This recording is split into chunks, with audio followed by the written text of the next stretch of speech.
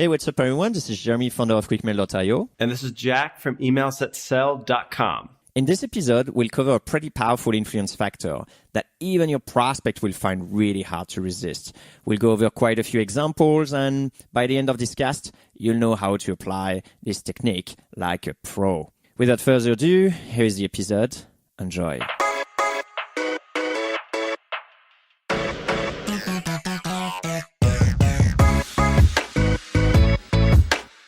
Today we're going to talk about another influence factor from Cialdini, and it's called reciprocity.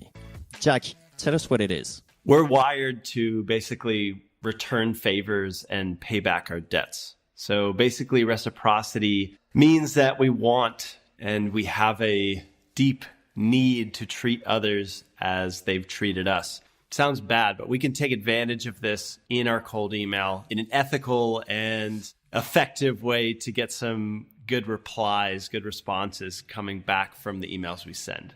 All right, so how about we start with an example so people can understand how it works? Let's take a non-cold email example and then translate that into writing an email with reciprocity in there. The book Influence has a few examples. One of them that sticks out are the Hare Krishnas at the airport that give away flowers. I don't think they do this anymore, but basically the operation is one member gives you a flower, no questions asked, here you go. If you accept the flower, you'd be walking through the airport only to find another member who then comes up and asks you for a donation. And the idea here, and it sounds silly, but people who have received a flower would be more likely to give a donation than if they had just come out and asked for it in the first touch. And it worked. My favorite one is actually the Coke bottle at an art show. It's someone just giving a Coke bottle, even for the person who hasn't asked anything. And then after that, just asking some to buy some lottery tickets or raffle or things like that. And they actually give more money than the bottle of Coke. So people really feel indebted to give back. Yeah, so the idea here, translating this to cold email, is how can you write a message that essentially gives something to your recipient? How can you offer something right away that's going to trigger this feeling of, I need to pay back that debt now. I need to go out of my way a little bit and return the favor. I have two ways that I like to use reciprocity in cold emails. They're not specific one-off examples, but more sort of ways that you can think about baking in reciprocity in your emails. The first one I picked up from you, Jeremy, and I hope you can run with it. I'm just going to say trial as a gift and tell us what that means. In certain cases, you can definitely offer your services or your product for free for a certain amount of time. Obviously, it doesn't work if you have a free trial already available. If your services is $200 a month, for example, with no sort of trial or things like that, you can definitely offer that. It could be a real services that you can't really offer for free. So in this case, offering the trial has a real value attached to it. Yeah, and I can think of a company, let's say Lime Leads. They sell basically prospects and contact information. So I don't think they have a free demo available. And here's the thing, we're not saying just give away, like write an email campaign that's just like, hey, sign up for a free trial. Like the idea here is you are giving a trial, but you're positioning it as a gift. And just think about that when I explain this little short example. So let's say Lime Leads wanted to reach out. Now they can say like, hey, we're offering a free trial this week, sign up. I don't think that would work. But instead, if it was an email that was like, hey, Jack, I know that you run a lead gen agency. You probably, go through quite a few prospects to send out your emails. If you're interested, you could tell us one sort of segment you're going after, and we'd be happy to throw you over 20 leads that you can test out or use at your will. Let me know. And that email reads just like, hey, this guy wants to give me a few free prospects. And the idea here is if I'm really impressed with it, then there's a good chance that I may request some more leads from him. Actually, that's how you started your company, Jack. You actually offered your services for free, right? Yeah, so we went over that in episode number 20. It's called Jack's Story, I think. So if you're a consultant, you can still use this. You don't have to have a software product. It can even be your creative agency and you know that a company does a lot of A/B testing. Maybe you can come up with a wireframe for their next landing page design and offer to just, share that with them. A wireframe is not going to be as time intensive as a full landing page design. So maybe it's like demo element where it's not a full-fledged product, but they can still see your work. And for me, this does two things that are big wins. First, it gets the conversation started. So if you offer something of value and they reply, big win there. And second, they're going to be super qualified people to talk to because they've just been excited about receiving this product or service that you're doing. They like what you have to offer. So you're talking to somebody worthwhile. Reciprocity is actually so powerful that it even works as a promise of reciprocity to some extent. Like something that used to work pretty well at some point was, hey, just reply yes, and I'll shoot a 30-second video, for example, explaining you problem there is on your website or just giving you some sort of like information kind of like thing. Another one I really like is when people say, hey, give me 3 names of your competitors and I run a report on them. Now, the cool thing, the reason why I love it is like, again, it's a promise of reciprocity. It's not like I give you something of value straight away, but if you reply to me, then I'll give you some value. And the other cool thing about this one is you suddenly get to know as well more of their competitors. So that gives you more leads to contact as well. So they also act as your lead generator. So it's pretty cool. I really like this one. And also, if you can get them to share a little bit of information before you actually deliver, it lets you, I think, return a much more valuable trial, if you will. You'll have a little bit more information about that company that you can use to sort of over deliver. And I think I found if you can wow them with this trial, whatever that may be, a wireframe, 10 free emails, whatever, then you've got your foot in the door and you're set up to have a really good conversation with that prospect. There's another way that you can tie reciprocity, and it's a little bit similar, but instead of offering a concrete asset, maybe a list of prospects in our Lime Leads example or a wireframe from our designer example, this would be more like sharing an idea or a strategy with somebody that will help them reach a particular goal. So let's take an example. I had a copywriter friend of mine reach out with a question of how to get some more clients. And basically we came up with a little mini campaign that just said like, hey, I took a look at your latest landing page. I had a few headline ideas that might help you get a little bit better click-throughs. I'd be happy to share a few of them with you. So the beauty of offering an idea or a strategy is almost any business can adopt this. But the important thing, again, is to wow them when they request that idea from you. If you can impress them right out of the gates, again, you're going to set yourself up for a really good sales conversation. I think what's important here is as well to make sure that people don't fall in pitfall, which is, just giving too much value, actually just giving like concrete work. So rather than just saying like, hey, I rewrote your entire homepage, here's how it looks like, as a copywriter friend, for example, it's important to just, give piece of your work. So, a headline is still, it's basically a tripwire that you're offering. So people are happy to then jump and then just say, okay, I got a little bit of that flavor. I want more of that. And not like, here's the entire cake, eat it all. And then what is the next value? There's no more value. So it's really important to make sure that your value is only a taste of what you can offer. That's similar to another pitfall, which is, hey, I thought you'd find this article helpful, so here it is in a link, in the first email. I don't like offering that, even if you have a great article, because two things. One, you haven't proven that they really care about what that article says. And it's much easier just to find out first if they care enough to request the article.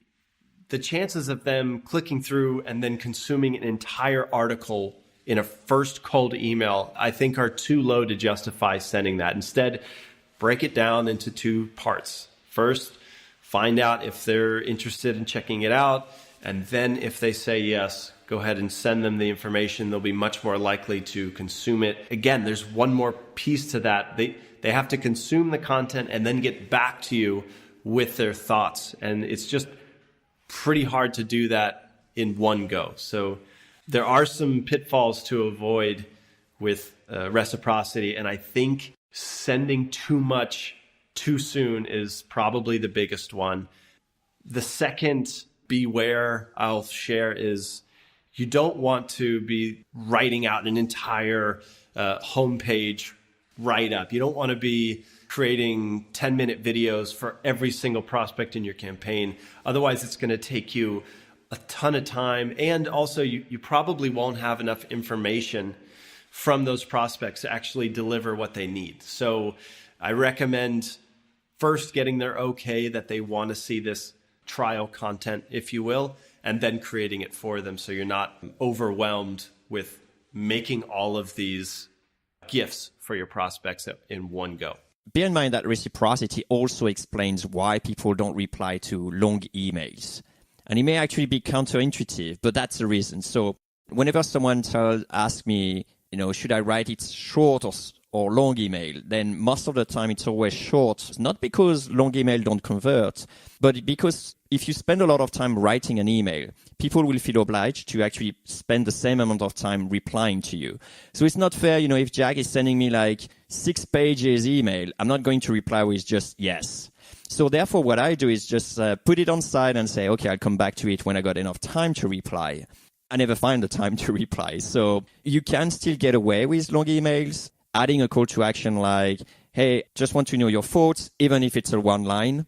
That still works, but it's still way better for the small ones, so people don't feel obliged to spend that much time. And another good point as well, while we're at it, is it's much more efficient to spend a little bit of time on your short email, so you show them that you study them, so that way they will put back that little amount of time into just replying.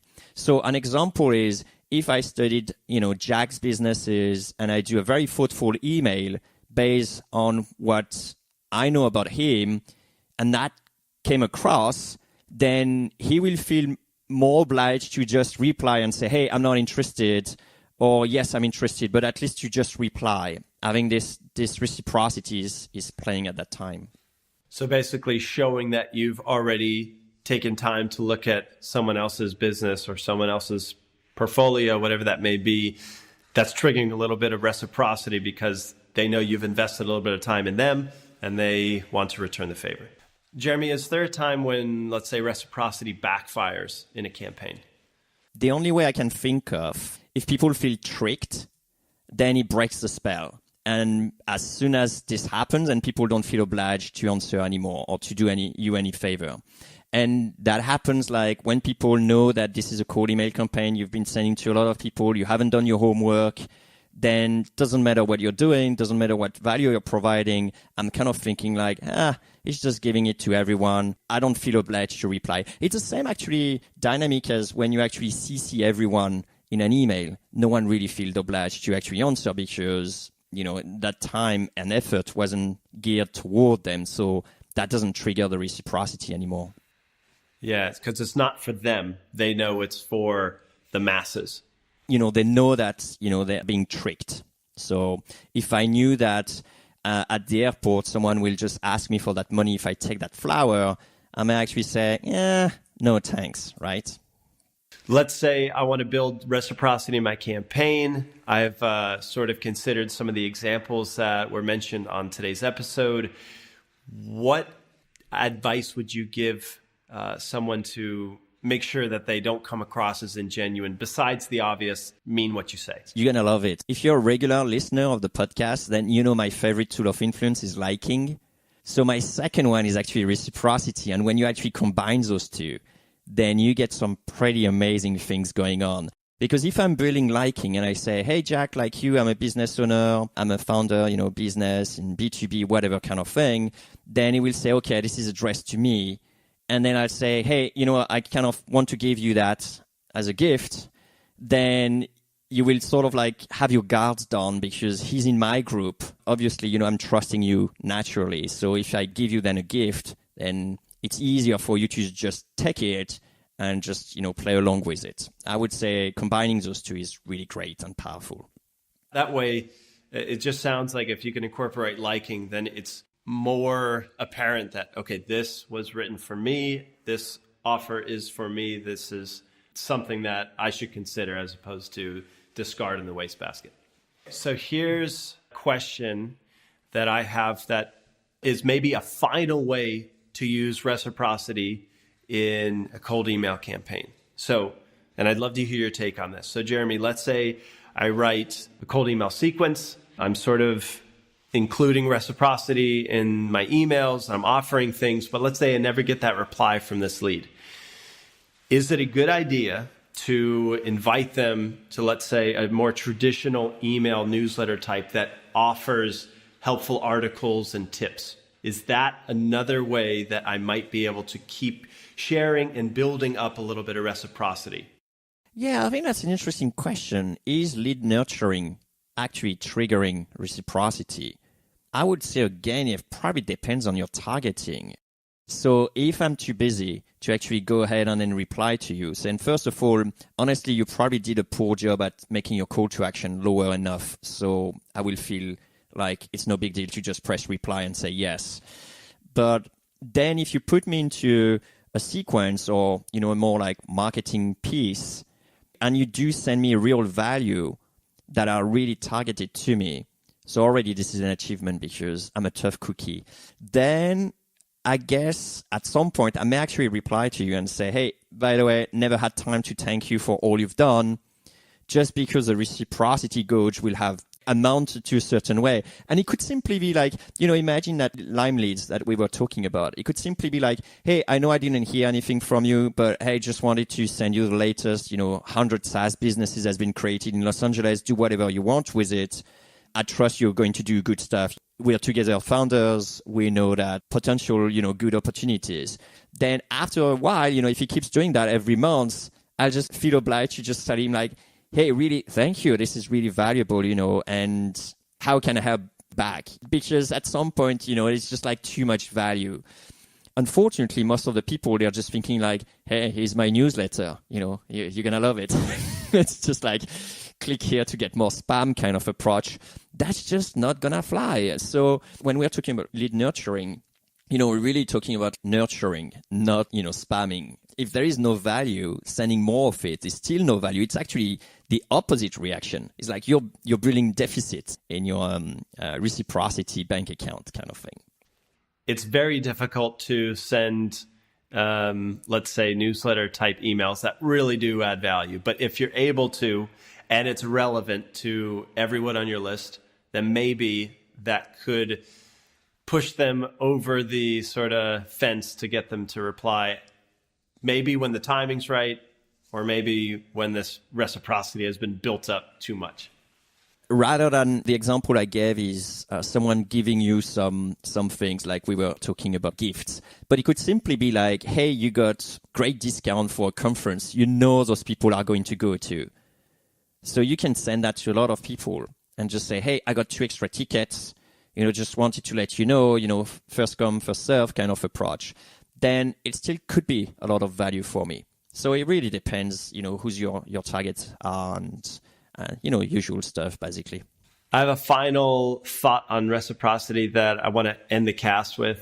Whenever someone takes you up on your offer and requests whatever it was that you offered in that email, blow them away with it. And the idea here is you shouldn't have to transition to your pitch in order to get them to want to find out how they can get more of this. Instead, it should be solid gold so that as soon as they lay their eyes on it, they know this is going to help them tremendously, and they need to get in touch with you in order to figure out how to get more of it. And I think this continues so that once they say, okay, this is good stuff, can we, sort of jump on a call, continue that exact same mindset where if they jump on a call to pick your copywriting brain, continue to show your knowledge on that call so that eventually, and this will happen if you've done this right, at some point in the call, they'll stop you and they'll say, okay, great. These tips, the strategy, these ideas are awesome. What do you do? Like, how can you help me? What is your pricing? Like, they will transition for you if you've done your job right. This is just so true.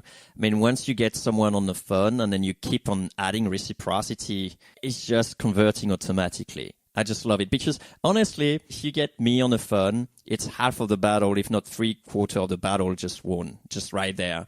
Just because if you manage to show me that you're going to add value to my business, then I'm going to have to think like, do I want to then do it myself or do I want to have him or her doing it? And for me, this is a very simple equation, is that if you come and making really great copywriting remarks and what you will change and how it will work, I will see that this is so much work. I'd rather someone else to do it. And then who am I going to give that work to? I mean, it's just like simple logic. So yeah, start with showing some value, keep delivering some value even during the talk, and then you'll see it's going to work by itself. Brilliant. So go ahead and try that out and see if it makes selling a whole lot easier. Yeah, and let us know. Just send us an email, podcast@quickmail.io.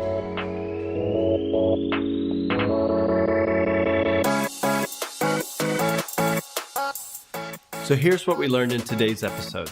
First, everyone on your list has a deep biological need to pay back the favor. You can use this to your advantage during your cold email campaign by offering awesome ideas or free samples to your prospects. Next, trying to use reciprocity, though powerful, will backfire if your emails don't feel genuine. Use liking with reciprocity to show your prospects that your offer is in fact intended for them and not for the masses. Finally, over-deliver when a prospect takes you up on your offer. Because if you can blow them away with your free stuff, whether that's samples or ideas or a strategy, your sales process is going to become much easier. If you got some value from this episode, give us a high five by sharing a 2-sentence review on iTunes.